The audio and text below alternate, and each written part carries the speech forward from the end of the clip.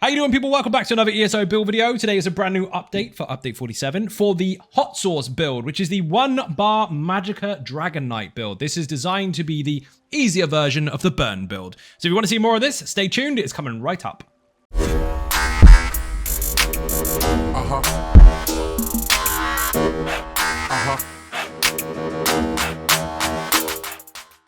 So, many of you may have used the previous update, or the original version, in fact, where you basically spam chains for free, and then you got the whip out of it, and it was great. It was really easy to sustain, not even difficult to use. But, obviously, over time, things change, and since that original build, they added a minor or temporary taunt to change. So that is no longer an option unless you're extremely experienced, i.e. your tank has already got aggro, or you can handle taking it. Well, this is designed to still work very, very well, to still hit incredibly hard, especially for a 1-bar build, but to be very, very simple. But we've also added some spice to the hot sauce by adding other classes. We are now a mixture of a DK, a Templar, and a Nightblade, and not in the way that you might think. We are not taking advantage of jabs. We're not taking advantage of Jesus Beam. We're not even taking advantage of the ultimate for the Nightblade if you don't want to. So we'll get more into that as we get into the skills, but first of all, we're going to go into the useless part, the stats. Stats are useless. Why? I'll show you. So, potion first of all. Could I talk about these and what they all mean? Of course I could. What's the point? Stupid people are going to look at it and go, I will match those stats. Don't do that. Matching those stats will happen if you make the build. You don't have to do anything. Stop trying so hard. If you just try to match the stats by putting any old stuff together, then of course you're going to get very different effects. There are sets on the build that do not apply until you're in combat. They don't show on your stat screen, etc, etc, etc. You get the idea. So the important stuff is this. 64 points into Magicka, Thief Munderstone, flat max magic, max health food. It says 0-0, but it's not. It's 5.3k max health and 4.9k max Magicka. Anyway, if you're struggling with sustainability, heavy attack more, or utilize some recovery food if you want, some max health, max magic recovery, or something to that effect, you will get less DPS, but you will at least have magic in your bar. The choice is yours, but that is what we're using as our main source of both damage and health, so stat boosting. The rest of it, all of this is with you anyway. You don't have to try. All of these stats are with you anyway. You don't have to try. Just make the build. Bear in mind, obviously, weapon and spell damage and crit chance and pen and all the rest of it will go up in combat depending on your group. Right, let's get into the interesting stuff. Obviously, we're going to get into the gear. Now, some of this is solo, some of this isn't. Some of it doesn't even require any content at all if you are already equipped with the stuff you need to make it. Because one of the sets is a trial set, but if you don't have access to it because you're too scared to go into trials, perfectly fine, but I would encourage you to do so. Or you have decided you don't want to, also valid. Then, of course, you can use a crafted set. But that crafted set is about 2k DPS less in total. At most, about 2k, if you're really, really experienced. If you're not, then maybe a little bit less, but it's still going to hit like a truck. Anyway, Firebrand. First of all, this is a DK set. So yes, you need a Dragon Knight as your base class. So what this does is it easily applies damage over time to the target just by you applying a light attack, which you'll be doing between every single skill anyway. So this dot is infinite. You will always do damage with this. If you put a light attack on multiple targets, you guessed it, you've got it on multiple. It's fire damage, it hits very, very hard. We excel at it, great. But we're using a lightning staff on purpose because that improves direct damage. We've got a mixture of damage over time and direct, but the scales tip heavily into the direct damage side of things, so we're pushing for that a bit more. Yes, after testing, it did make a difference. Quite a lot. We're using a poison glyph as well, and we're on precise. Now, what this set does, apart from that particular damage over time, is if you do need to heavy attack for resources, or you just fancy it anyway, then it will remove 3 random damage over time effects from you from that target.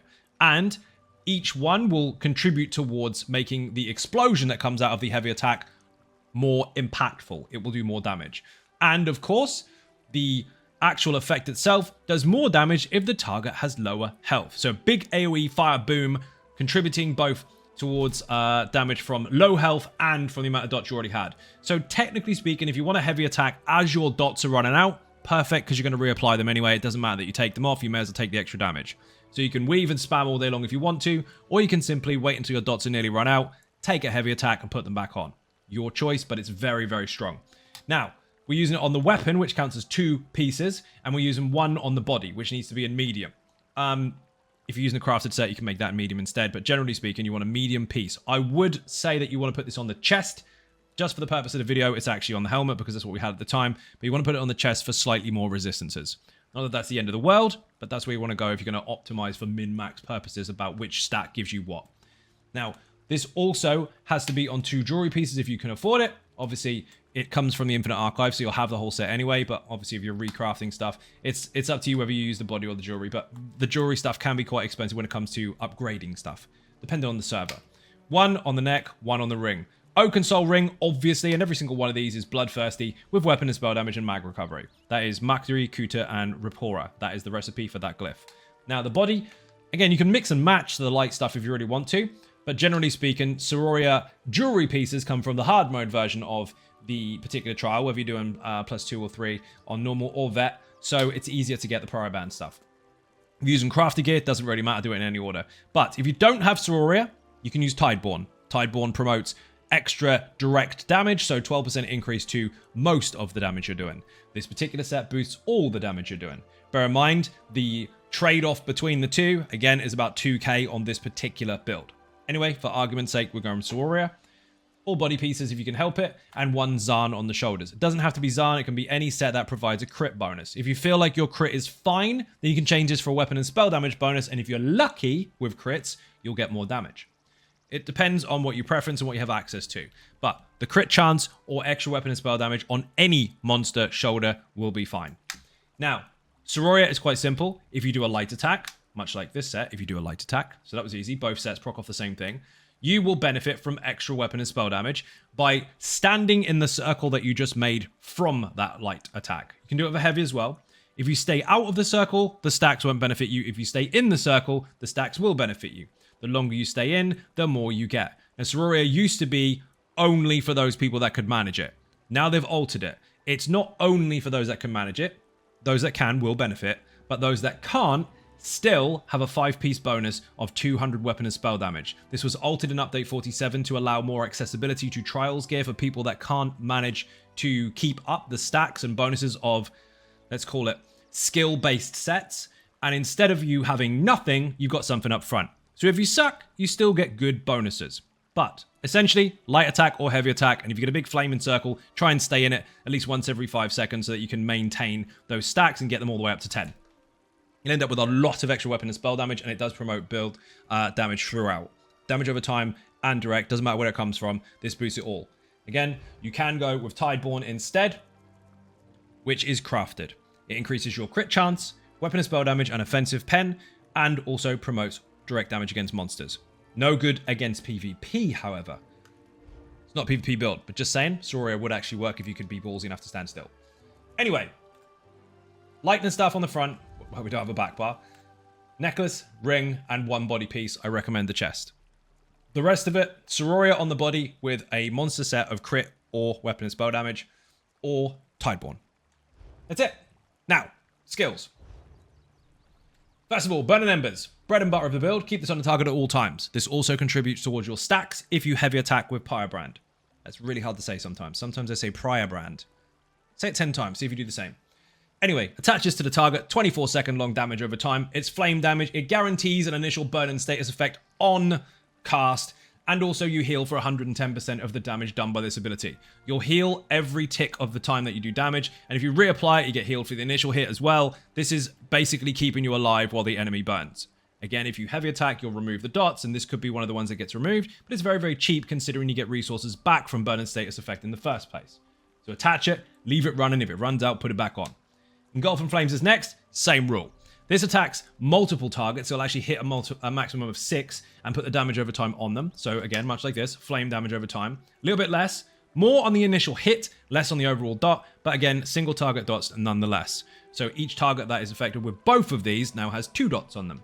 3 of you using your light attacks. So you can see where this is going. 1 from the set, 1 from the 2 skills, 3 of them, heavy attack, they all fall off. Light attack 1 skill, that's 2 back on. Place the other one, they're back in business. It's really, really quick, really, really easy to reapply if you need to get resources back. Now, this particular skill, however, has a bonus. Everyone in your group hitting the same target as the ones that are on fire with this skill will do 6% more flame damage. Technically speaking, that particular skill scales off of your damage stat. So weapon and spell damage, Magicka or stamina, whichever one is highest, gives the bonus here, up to a maximum of 6. We don't even have to buff at all because we've maxed it out already. Easy peasy. So, that on a target, that on a target. Next up is the Nightblade stuff. Merciless Resolve. Now, I can hear people in the background, they nerfed it. Did they really? Well, this is going on the bar for multiple different reasons. First of all, as far as passives are concerned, we get a crit bonus, which is very, very nice. We'll go over that in a bit. But if you stack up light attacks, which we will be doing, or heavy attacks, light attacks count as 1, heavy attacks count as 2, you will get stacks towards this bonus.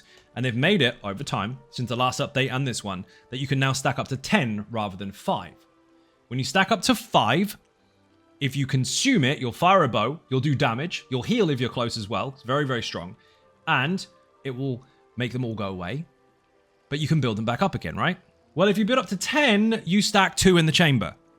So if you build up to 10, fire 1, do a couple light attacks, you're now up to 7 or 8, fire 1, do a couple more, you're back up to 5 or 6, fire 1 again. You see where this is going. You can negatively, over time, dwindle down to none, but you can stack multiple in the chamber and have less light attacks between each one before you can fire another. So, if you're smart about it, you can actually fire 3 or 4 in a stack of 10 before you run out completely 0. That might sound a little complicated. When you get used to this, it will make more sense. Technically speaking, though, if you want to keep it easy, you can now fire 2 for every 10 light attacks you do. This also costs less. So, the skill itself, when you fire it, is very, very cheap. It only costs 1.6k.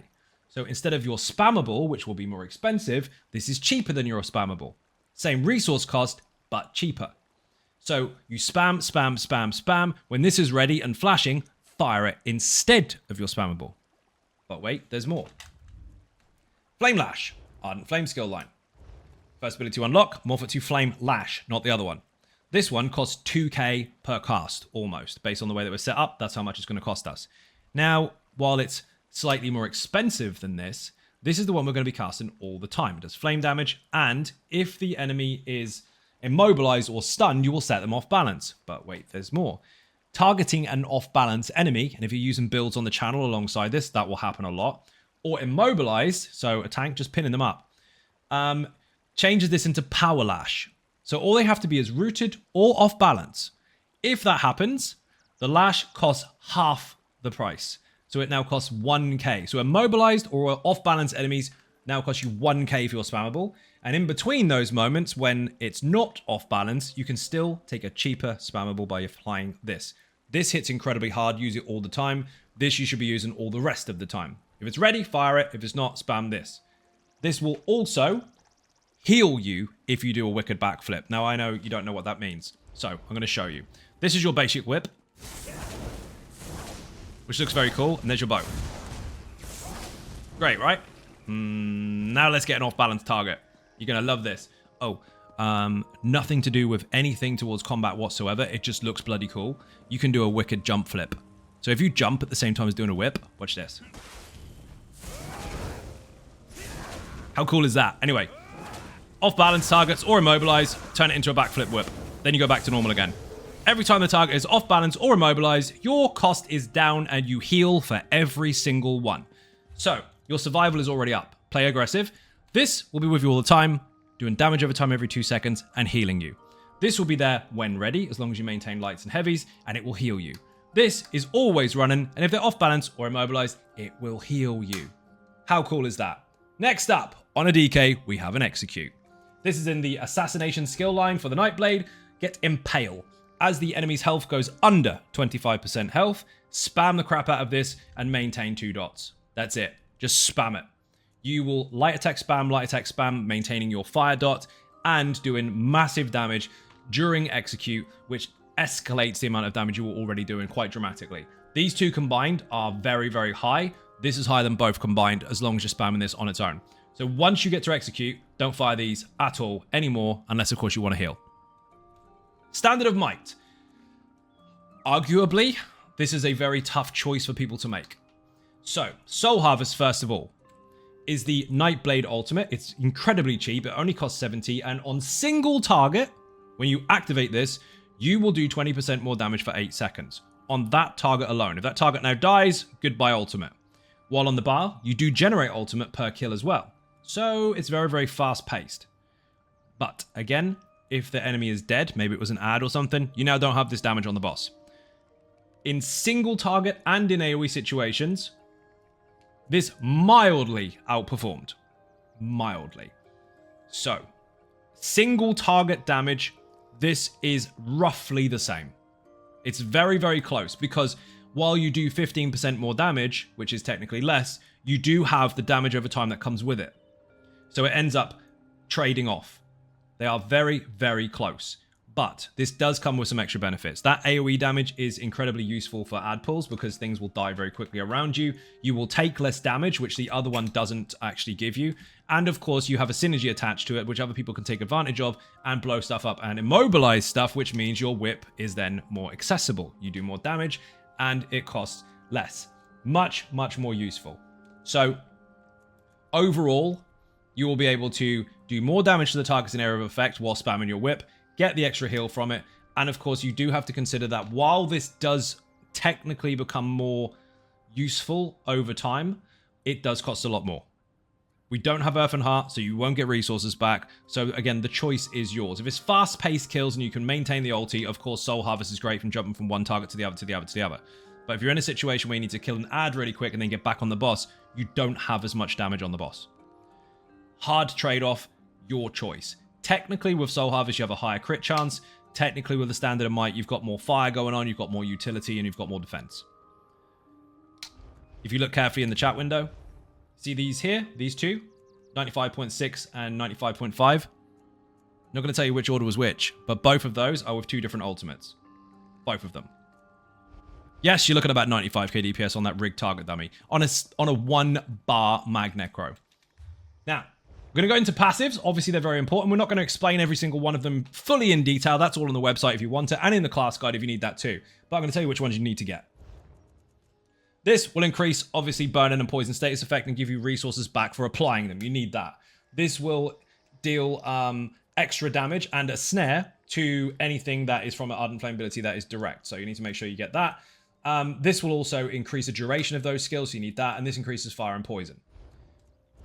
We are a Templar as well, remember? We don't need any of these on the bar. We've got crit damage and everything covered. But what you do want is to get these passives. If you had it on the bar, you'd get extra crit damage. We don't need it. But you want this here and here. These two. This one will give you Burning Light. So any damage you do will stack up to 4 times. And then you will do free damage. So constantly doing damage over time. Very fast ticks. Constantly doing direct damage. You will always do extra damage from this. You can't lose with this skill. To be fair, I think it's going to get nerfed at some point. And I don't mean adjusted. I feel like they're going to remove it. But we'll see what happens. And this gives you increased weapon and spell damage and armor. So, technically speaking, for the Templar, you just need Burning Light and Balanced Warrior. Assassination, obviously you're going to need these. Increases crit chance rating against enemies that you're behind by 6.6%. This one will give you resources back if an enemy dies after you've hit it recently, which is really handy for our sustainability, even though we're not going to struggle. Increases crit chance rating per skill of this type on your bar. Technically speaking, we have 2, but if you had an ultimate, you'd have 3. So the trade-off is up to you. Strictly speaking, I'd stay with a banner all day long, not just for class identity, even though we're obviously a Dragon Knight, seeing as we're doing Dragon Knight skills and using a Dragon Knight set, but it's really fun using a bloody banner anyway. Increases your crit damage by 10% for slotting a skill. We're obviously doing that. It's quite simple. And at the same time, you grant minor savagery to the group. So it's win-win. You need all of these. Subclassing we've already covered because we are 3 different classes. We are maining Dragon Knight while introducing Adric Spear and Assassination. Destro Staff, you need every single one of these. They will give you more damage to direct. They will give you higher status chance. They will give you a channeled heavy attack that pops and does damage equivalent of that of the target hit to surrounding enemies. And of course, you have resources back if you get kills with it, which is unlikely, but it depends. If something dies during a heavy or a light, you'll benefit. The light armor passives, you are having 6 light, so you need every single one of these for resource management, for recovery, reduction to cost, extra resistances to different types, and also crit chance and penetration. And we've got 1 medium piece on purpose so that we can take advantage of these little minor passives here for crit damage, extra weapon and spell damage, reduction to cost for stamina-based stuff if you're dodging or sprinting or whatever. It's all helpful. Even though it's just 1, it is helpful and it did make the difference. You can go full light if you want to. You can go 5-1-1 if you want to. But if you do go full light, you're not going to get the benefits that give you extra weapon and spell damage, so you're just going to have more crit chance, which means you won't hit cap as easy if the correct buffs and bonuses are around. So you need to alter stuff. Don't worry about that. And again, if you go 5-1-1, you introduce some more health and resistances and health recovery and such, but you start lacking in these damagey areas, so you lose damage. It's not worth it. Undaunted passives are obviously very important. We are taking advantage of both of these. If you take a synergy, you get resources back, and if you have different types of armor, you get more resources per bar. Yes, you would get more with the extra heavy piece, but it's not worth it. The trade-off is not going to benefit you at all as far as your damage is concerned. If you're happy to sacrifice the damage, by all means, have the extra survival. But if you're not, then keep it as it is. It's been tested. It works. You've got heals out the nose. You'll be fine. We are, of course, a high elf. So we've got resources back if you're using abilities. Your lowest bar will benefit once every 6 seconds by just having free resources, so stamina. If you're channeling a heavy attack, you take less damage. Highest magical bonus you can get in the game alongside one other race, which is Breton. And highest weapon and spell damage you can get alongside the Orc and the Dark Elf. Technically speaking, any race is perfectly fine, but if you choose Khajiit, you are going to overcap on your crit damage. So be wary of that, and you might need to adjust accordingly. Anyway, alchemy. We're going to be using tripods all day long. So if they're grey, fantastic. You're doing your job. If they're not, activate them. They are consumable buffs. Do not let them run out. I can't be any clearer than that. Don't let them run out. But they're expensive. Yes, they are. And so is constantly repairing your armor because you didn't bring the survival you needed by keeping up those recovery bonuses. Champion points.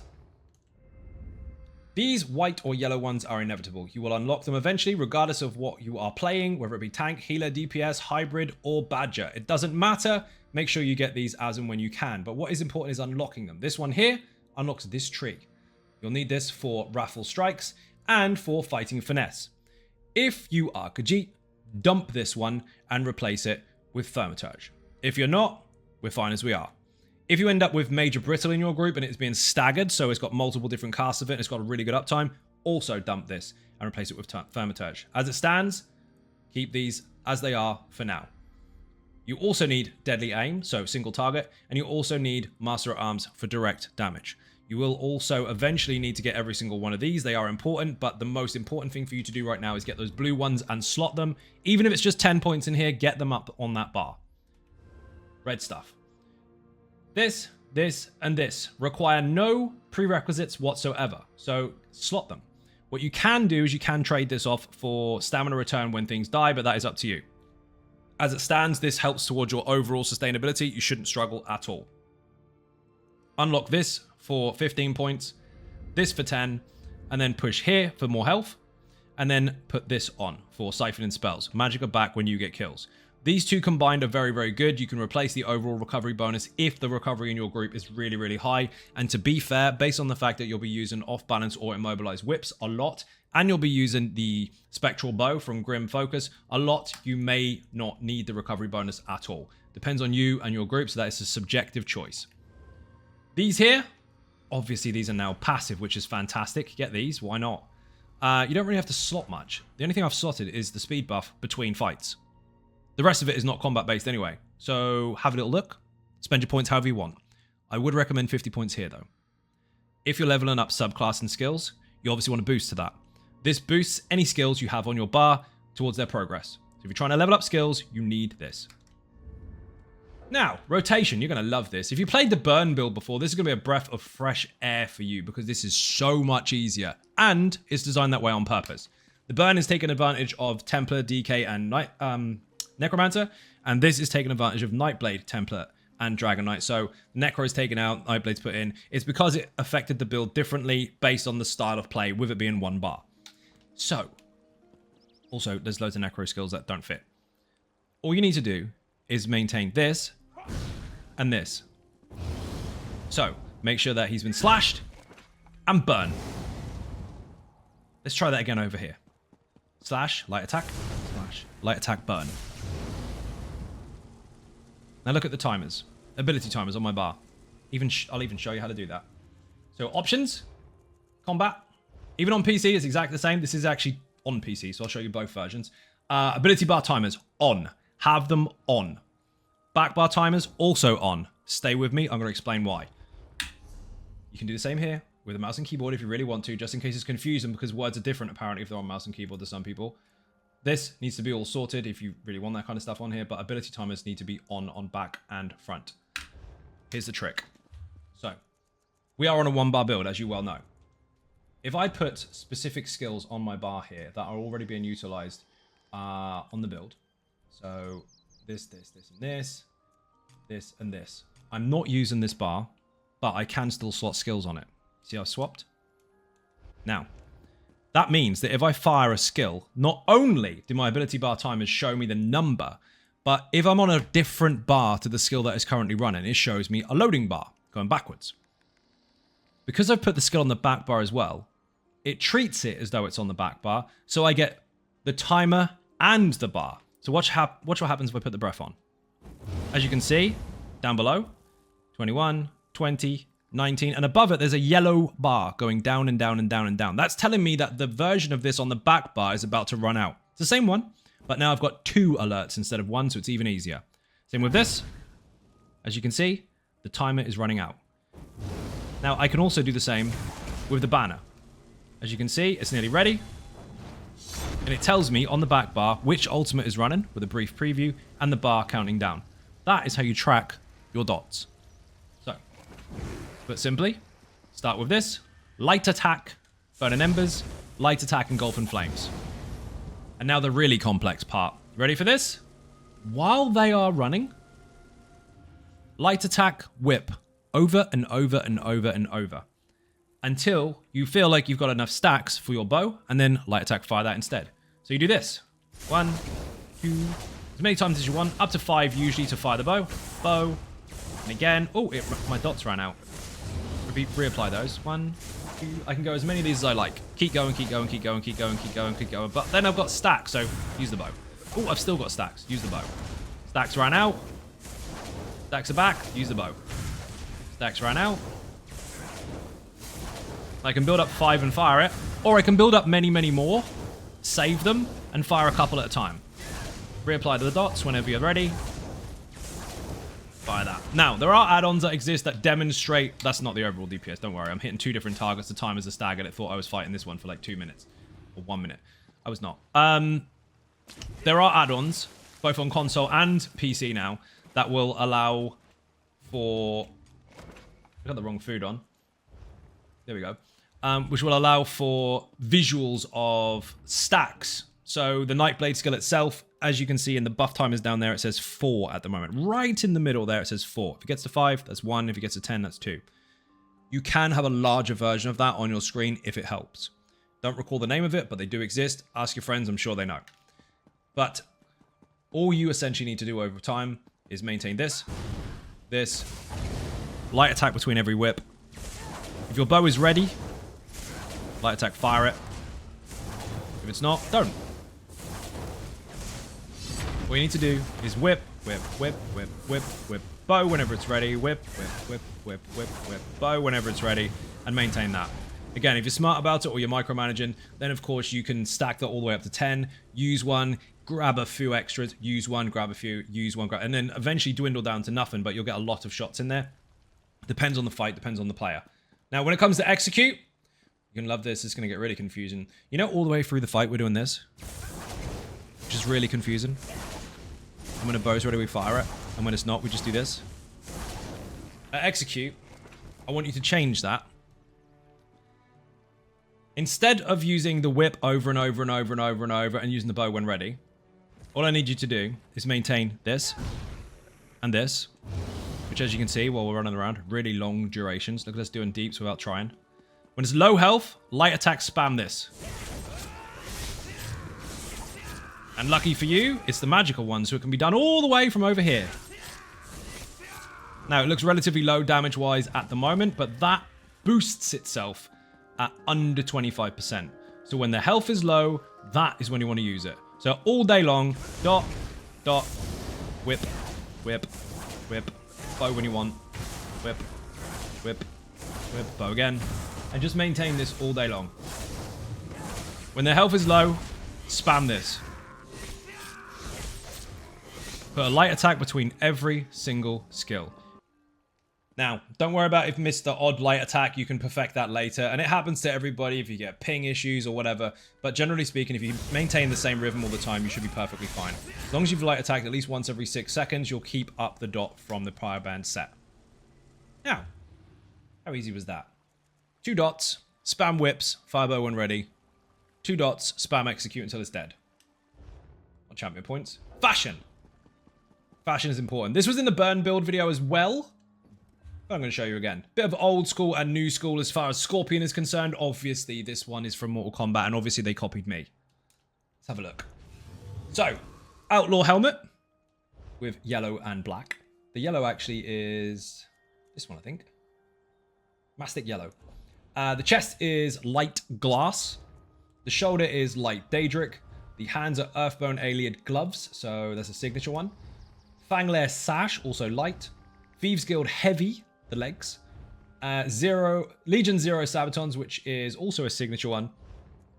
And the staff, because we wanted the spear, is Ivory Brigade staff. Again, mastic yellow for the most part, and black for the rest. So, let me know, people, in the comments below. Do you love it? Do you hate it? Have you found it easy? Is it too difficult? Did you like burn instead? If you're looking at DPS numbers, we mentioned it briefly earlier. On that rigged target dummy, that is missing about 20 or more than 20 buffs, bonuses, and synergies and sets that don't even apply to it or are not there. That stupid situation there where everyone believes it is what content really is all about. If you arguably want the number, this does 95k all day long. If you're lucky, you'll get about 97. If you're unlucky, you'll still splat everything in the game because nothing requires anywhere even close to that. People, hopefully you enjoyed the build. Thank you for watching, and I'll see you in the next one. Bye-bye.